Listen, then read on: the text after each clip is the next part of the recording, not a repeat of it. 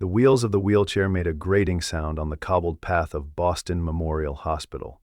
Valentina Blackwell, in her impeccable business suit, stood helpless as Sophia's wheelchair got stuck between two pavement stones. The 8-year-old girl's vacant eyes reflected the overcast sky above. "We've tried everything," the doctor had whispered to Valentina that morning. "The spinal injury is too severe." Just as rain began to fall, a tall figure suddenly appeared behind them. A man with slightly long hair, wearing a simple t-shirt under a worn jacket, with a little girl clutching his hand firmly. "Let me help her," he said, his voice deep and resolute. When Valentina looked up, she had no idea that this encounter would change everything. Valentina Blackwell had never imagined herself as the CEO of a medical innovation empire. With her Harvard MBA and background in finance, she had planned to conquer Wall Street, not walk the sterile corridors of Blackwell Medical Innovations. But life had other plans. When her father, the renowned neurologist Dr. Lawrence Blackwell, died suddenly in a laboratory accident 3 years ago, the board had turned to her, the pragmatic financial director with her father's determined eyes but none of his medical expertise. At 35, she became one of the youngest female CEOs in the medical technology industry, carrying the weight of her father's legacy on shoulders that appeared stronger than they sometimes felt. Beneath her polished exterior and confident stride through the company's glass headquarters, Valentina harbored a deep-seated fear that she would never truly understand her father's work, the brilliant medical mind that had saved countless lives through his groundbreaking neural regeneration research. That fear had remained manageable, compartmentalized into the private chambers of her heart, until 2 months ago, when her daughter Sophia's life changed forever. The car accident had been swift and merciless, leaving the vibrant 8-year-old with a severe spinal cord injury that paralyzed her from the waist down. Suddenly, the medical world that Valentina had navigated from a comfortable distance became intensely personal. She had exhausted her resources flying in specialists from Johns Hopkins, Mayo Clinic, and even a neural regeneration expert from Tokyo. But their prognoses remained cautiously pessimistic. With intensive therapy, she might regain some function, they would say, their carefully chosen words revealing the limitations they weren't voicing directly. Each night, after Sophie had fallen asleep, Valentina would sit beside her bed, studying the medical reports with the same intensity she once applied to financial statements, searching for a solution that seemed increasingly elusive. Griffin Hayes walked through life with the quiet confidence of a man who had seen both triumph and tragedy. At 39, his slightly long hair showed the first threads of gray, earned through years of 16-hour shifts in neurosurgery residency, and later, through sleepless nights caring for his dying wife, and then raising their daughter alone. Once the star pupil of Dr. Lawrence Blackwell and the youngest neurosurgeon ever granted attending privileges at Massachusetts General Hospital, Griffin had been destined for medical greatness. His hands possessed that rare combination of surgical precision and intuitive healing that made other doctors step back in awe. But 3 years ago, those same hands had failed to save the person who mattered most to him, his wife Emily, whose aggressive cancer had progressed despite his desperate attempts with experimental treatments. After her death, the whispers and accusations from her family had driven him away from Boston's prestigious medical circles. He had retreated to Portland, taking his 6-year-old daughter Lily with him, choosing to work in a small rehabilitation clinic where patients' grateful smiles provided more healing than any professional accolade ever could. The little girl had inherited his medical intuition, showing a remarkable ability to connect with patients that sometimes surpassed even trained professionals. Lily had developed her own medical practice at home, treating a growing collection of stuffed animals for increasingly elaborate conditions. When Griffin read about the Blackwell CEO's daughter suffering a spinal injury in a medical journal, something stirred in him, a memory of research notebooks Dr. Blackwell had entrusted to him before his death, filled with unfinished work on neural regeneration that might hold the key to helping this child. The first time Valentina saw Griffin Hayes standing in her daughter's hospital room, her instinct was to call security. His worn clothing and slightly disheveled appearance hardly matched the pristine credentials of the specialists she had flown in from Switzerland and Japan. "I don't know who you are," she said coolly, positioning herself between the stranger and Sophia's bed. Griffin held up his hands in a gesture of peace, his calm demeanor a stark contrast to her bristling suspicion. "I'm Dr. Griffin Hayes," he said. "I was your father's student and research partner for 7 years at Mass General." Something in his voice, a quiet authority mixed with genuine respect, made Valentina pause, searching his face for any resemblance to the researcher she remembered from her father's lab. His name sounded vaguely familiar, though she couldn't place it in the constellation of scientists who had orbited her father's brilliant career. Griffin explained that he had read about Sophia's case in a medical journal and recognized her as Dr. Blackwell's granddaughter. "Your father entrusted me with his final research on spinal cord regeneration before he died. I believe it could help Sophia." His voice carried the quiet confidence of someone who knew exactly what he was talking about, yet Valentina's walls remained firmly in place. "And what makes you think you can succeed where Johns Hopkins and Mayo Clinic have failed?" she asked, her voice carrying the edge that had made board members and business rivals alike retreat in meetings. The protective maternal instinct that had been heightened since the accident made her particularly wary of this unannounced visitor, regardless of how he had managed to get past hospital security. Before Griffin could answer, little Lily stepped forward from behind her father's legs, clutching a worn teddy bear and a toy stethoscope. With the innocent boldness only children possess, she walked straight to Sophia's bedside. "Hi, I'm Lily. Can I check your bear? He looks like he needs a doctor." Sophia, who had barely spoken to the child psychologist Valentina had hired, looked at the little girl with surprise. Something in Lily's matter-of-fact approach broke through Sophia's shell. She nodded slightly, offering her stuffed rabbit to Lily's expert examination. "His name is Hopper," Sophia said softly, the first voluntary information she had offered anyone in days. Valentina felt her breath catch at this small but significant breakthrough, her eyes moving from her daughter to Griffin, who was watching the interaction with a knowing smile. "Call session," she finally said. "You can try one session with my daughter, but I'll be present the entire time, and at the first sign of distress, we stop." The following days established a rhythm that gradually became the highlight of Sophia's recovery. Griffin would arrive with Lily and his medical bag, which contained both sophisticated neural stimulation equipment and colorful bandages for the girl's stuffed animals. He approached Sophia's treatment with a blend of scientific rigor and playful creativity that was unlike anything Valentina had observed in other specialists. Where they had been formal and technical, Griffin was warm and engaging. Where they had focused exclusively on Sophia's physical condition, he treated her as a whole person whose emotional state was integral to her healing. The most remarkable aspect of his approach was how he incorporated Lily into the treatment sessions. While Griffin worked with Sophia on physical exercises, Lily would engage her in elaborate make-believe games that just happened to require Sophia to focus on different muscle groups. "Dr. Lily needs a special assistant to hold this very important flashlight," she would announce, positioning Sophia's arm in exactly the way Griffin had been trying to encourage. The natural way Lily interacted with Sophia, without the awkwardness or pity that even well-meaning adults often displayed, created an environment where therapy became play and medical progress became a shared adventure. Valentina, who initially planned to monitor every session with hawk-like vigilance, found herself gradually retreating to the corner of the room, watching in amazement as her daughter responded to this unorthodox team. There was something almost magical about seeing Sophia laugh again, even if she was still confined to her wheelchair. The little girl who had been withdrawn and silent was now looking forward to each day's adventure with Dr. Lily and Dr. Griffin. Griffin's methods were unlike anything the other specialists had tried. He combined cutting-edge neurostimulation with simple childhood games, explaining that the neural pathways formed during play were often stronger than those created during deliberate exercise.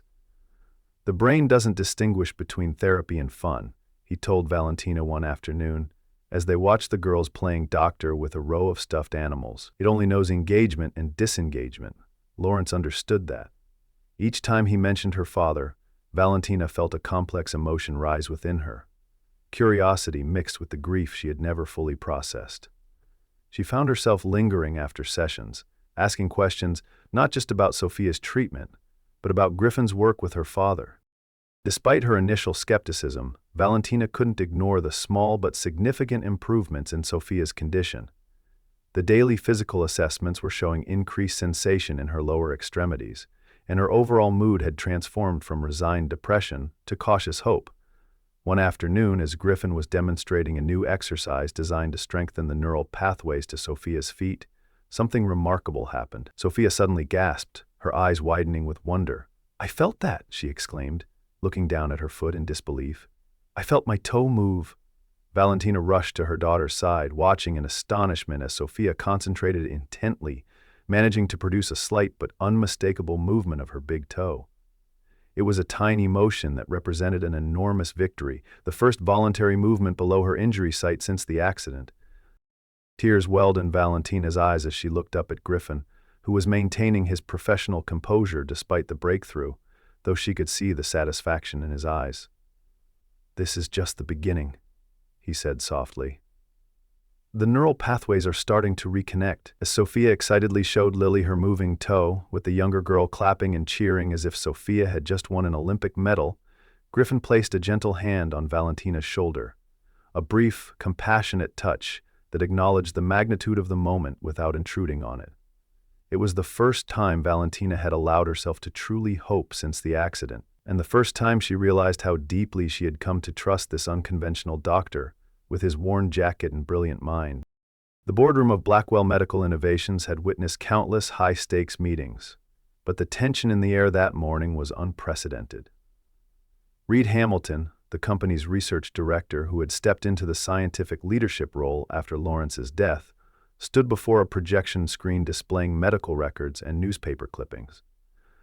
"I felt obligated to bring this to your attention, Valentina," he said, his voice carrying the practiced concern of corporate politics. "Dr. Hayes was involved in a serious medical investigation 3 years ago. The document showed a malpractice suit filed against Griffin, alleging that he had used experimental treatments resulting in a patient's death. News clippings with sensational headlines like, 'Renowned surgeon's experimental treatment ends in tragedy,' were displayed alongside court documents. The case was settled out of court, and shortly after, he disappeared from the Boston medical community." Reed's voice carried a note of triumph, as though he'd uncovered a dangerous fraud. "I'm concerned about the liability to Blackwell if we continue allowing him to treat Sophia with what are likely similar experimental methods." Valentina stared at the evidence, feeling as though the floor had dropped out from beneath her. But both times, after weeks of growing trust, of watching her daughter improve under Griffin's care, this revelation felt like a personal betrayal. "Who was the patient?" she asked, her voice barely audible. Reed hesitated before answering. "His wife, Emily Hayes. She was suffering from terminal cancer." Something cold settled in Valentina's chest. The revelation that Griffin had used experimental treatments on his own wife and lost her cast his dedication to medicine in a completely different light. Was he driven by genuine healing, or by a desperate need to redeem that loss through Sophia? Throughout the day, the question haunted her, making it impossible to focus on her regular CEO duties. That evening, she waited until Sophia was asleep before confronting Griffin at her home. She placed the file on the coffee table between them, watching his face as recognition dawned, followed by a profound sadness that made him suddenly look much older than his 39 years. "Were you ever going to tell me?" Valentina asked, fighting to keep her voice steady. Griffin looked at the file, then back at her. "Yes," he said simply. "When I felt you were ready to hear it?" The quiet dignity in his voice only fueled her anger. "Ready? You're treating my daughter with experimental methods, and you didn't think I needed to know? You were investigated for a patient's death." Griffin didn't flinch at her words, though she could see the pain they caused. "Emily was dying," he said softly. "Stage 4 glioblastoma. The conventional treatments had failed, and she volunteered for an experimental protocol based on your father's research." His voice grew steadier as he continued. "She knew the risks. We both did. But her family couldn't accept that when she died. They needed someone to blame." He looked directly into Valentina's eyes. "Your father stood by me. He testified that the treatment was sound, that Emily's death was due to the progression of her disease, not my care. The case was dismissed, but by then, the damage to my reputation was done." Despite understanding Griffin's explanation, Valentina couldn't fully shake the feeling that something fundamental had been broken in their developing trust. The next morning, she made a phone call to a renowned clinic in Zurich that specialized in experimental spinal treatments. The Swiss clinic represented everything Griffin's approach was not: institutional, methodical, extensively documented. Their treatments had been published in peer-reviewed journals and approved by multiple ethics committees.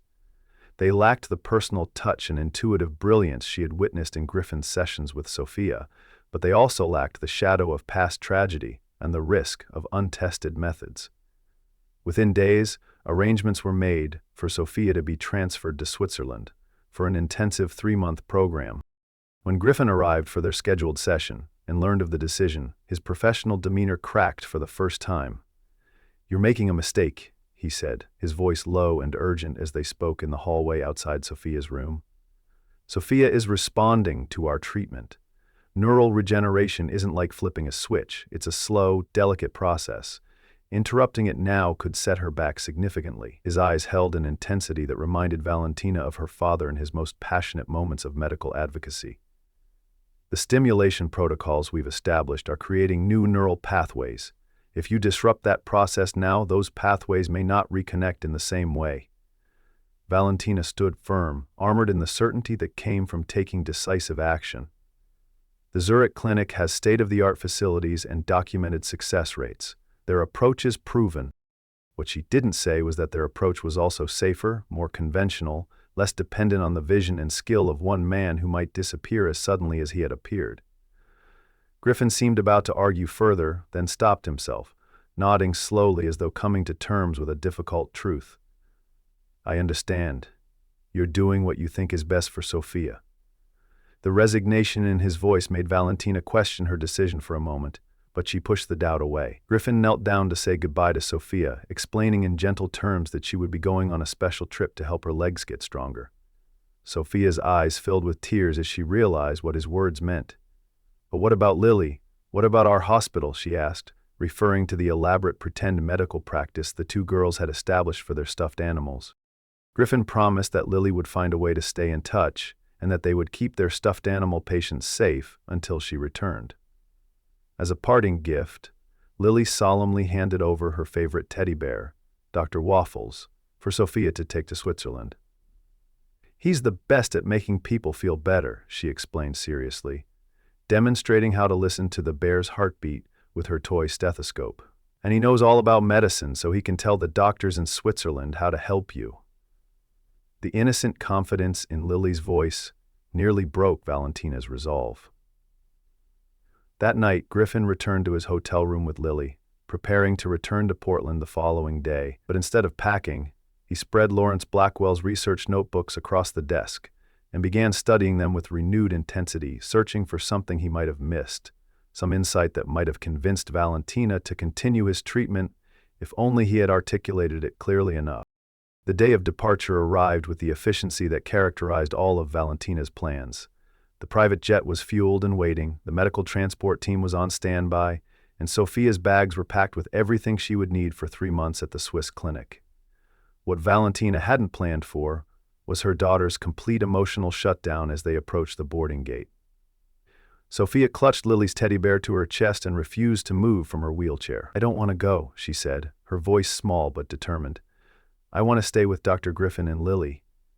The medical transport team exchanged uncomfortable glances.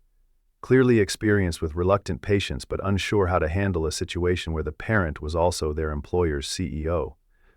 Valentina knelt beside her daughter, using the gentle but firm tone that usually worked when Sophia was being difficult. "Sweetheart, the doctors in Switzerland have special equipment that can help you walk again. Don't you want that?"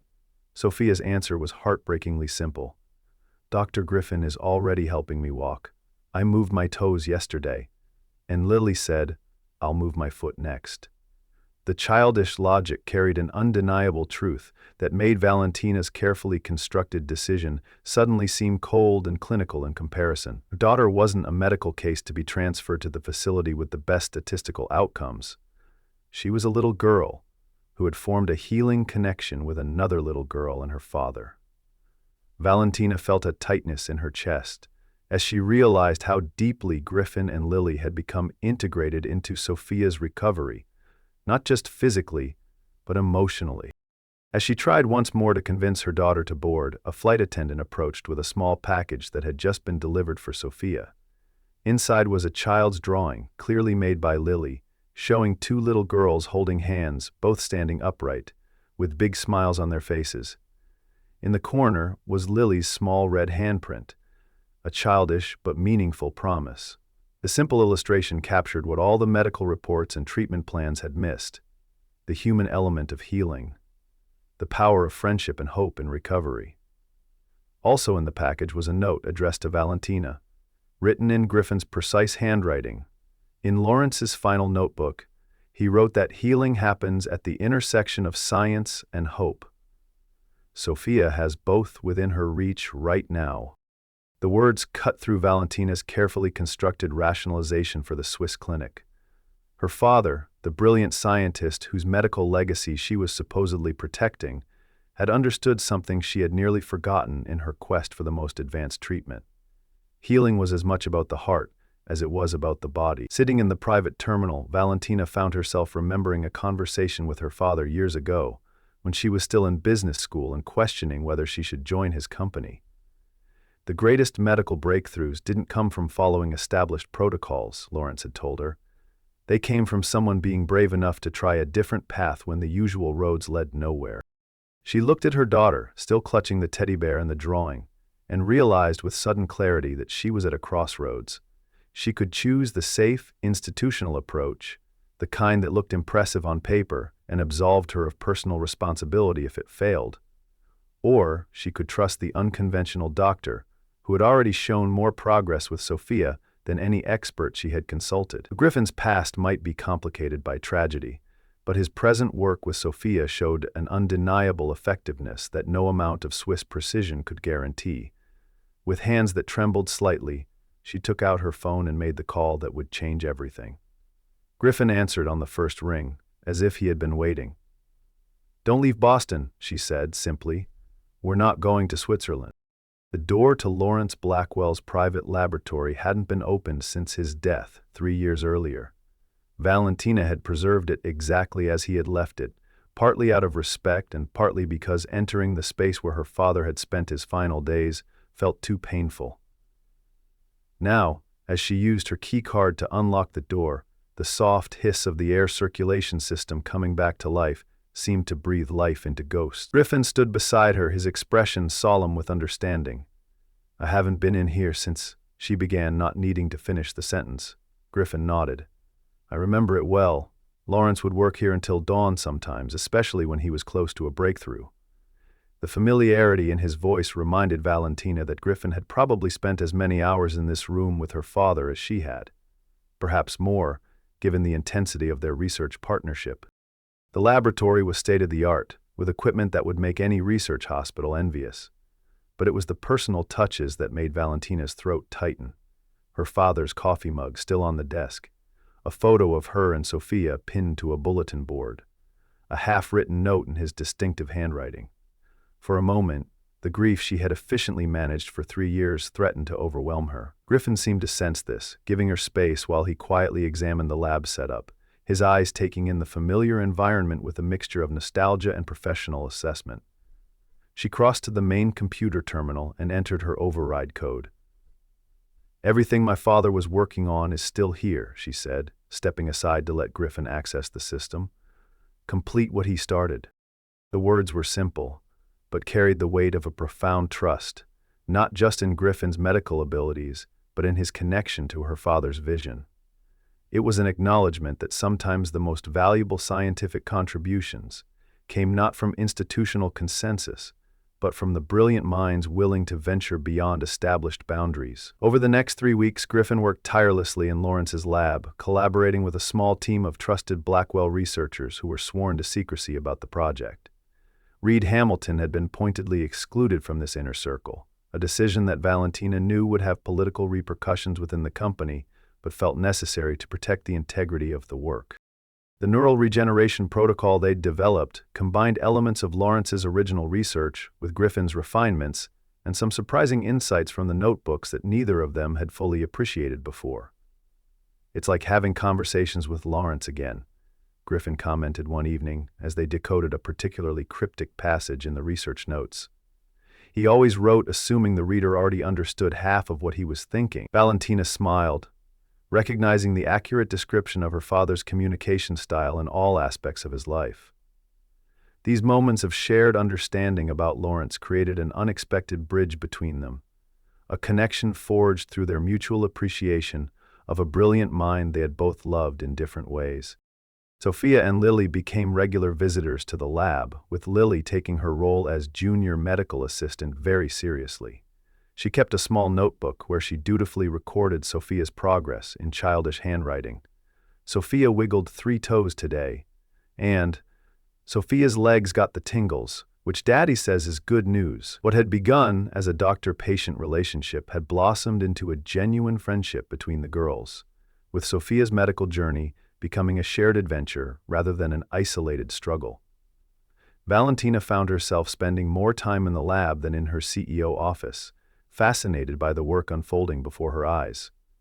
For the first time, she began to understand the scientific brilliance that had driven her father's career, not just as an abstract concept, but as a tangible process of discovery and innovation that she could witness firsthand.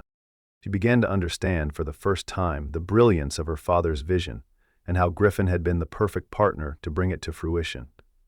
Lawrence had been the theoretical genius, the big-picture thinker who could conceptualize entirely new approaches to neural medicine. Griffin, she now saw, was the practical implementer, the surgeon with the rare ability to translate theoretical concepts into workable treatments. Together, they had formed a complementary team that neither could have replicated alone. One evening, as they reviewed the latest test results showing promising neural activity in Sophia's lower spine, Valentina realized something had fundamentally shifted between them. Griffin was no longer just her daughter's doctor or her father's protege. He had become a partner in this journey, someone whose mind she respected and whose compassion she admired. When their hands accidentally touched while reaching for the same data tablet, neither pulled away immediately. The brief contact carried an awareness that went beyond professional collaboration, a recognition of shared purpose and growing personal connection. "Thank you," she said softly, "for not giving up on Sophia when I almost did." Griffin's reply was equally quiet. "Lawrence once told me that the Blackwells don't give up, they just occasionally take detours before finding the right path." The gentle teasing in his voice made Valentina smile, recognizing her father's wry humor in the observation. The night before Sophia's major treatment procedure, Valentina found Griffin still working in the lab, running final simulations. She brought him coffee and sat beside him, both of them watching the neural mapping patterns on the screen. "I trust you," she said simply, "not because my father did, but because I've seen how you and Lily have brought hope back to Sophia." 3 months after Griffin Hayes walked into their lives, Sophia Blackwell took her first steps.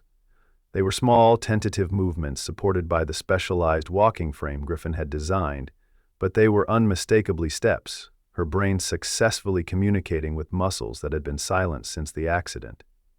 The small audience in the physical therapy room, Valentina, Griffin, Lily, and 2 Blackwell researchers, erupted in applause. Lily jumped up and down, chanting, "You did it! You did it!"